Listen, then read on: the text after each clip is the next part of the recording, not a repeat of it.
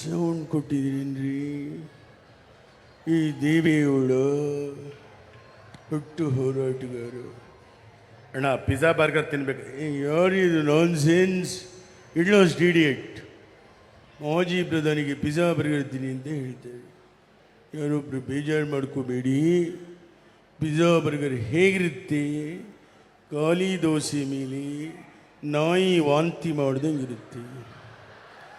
ದಯವಿಟ್ಟು ರಾಗಿ ಮುದ್ದೆ ತಿನ್ನಿ, ದೇಹಕ್ಕೆ ತಂಪು, ತೋಳಿಗೆ ಬಲ.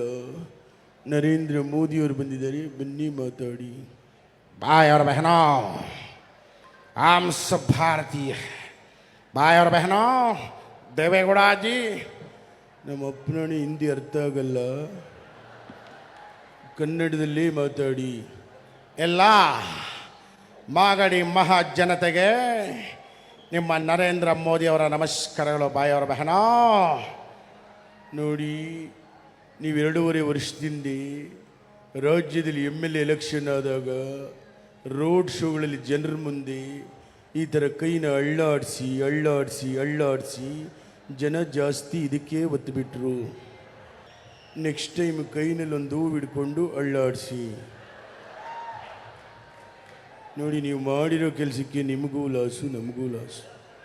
ಆದರೆ ಸಿದ್ದರಾಮಯ್ಯನವರು, DK ಶಿವಕುಮಾರ್ ಅವರು ಒಳ್ಳೆಯ ಸರ್ಕಾರ ಮಾಡ್ತಾಯಿದ್ದಾರೆ, ಬಡವರ ಸರ್ಕಾರ ಮಾಡ್ತಾಯಿದ್ದಾರೆ. ಭಾಳ ಹೆಮ್ಮೆ ಇದೆ. DK ಸುರೇಶ್ ಅವರು ಮುಂದಿನ ದಿನ ಅವರು ಕೂಡ, DK ಶಿವಕುಮಾರ್ ಅವರು ಮುಖ್ಯಮಂತ್ರಿ ಆಗಲಿ. ಅಸೂಯೆ ಬೇಡ. ಅವರು ಕೂಡ ಮುಖ್ಯಮಂತ್ರಿ ಆಗಲಿ, ಭಾಳ ಒಳ್ಳೆಯದು ಅಂತ ಹೇಳ್ತಾ ಇದ್ದೀನಿ.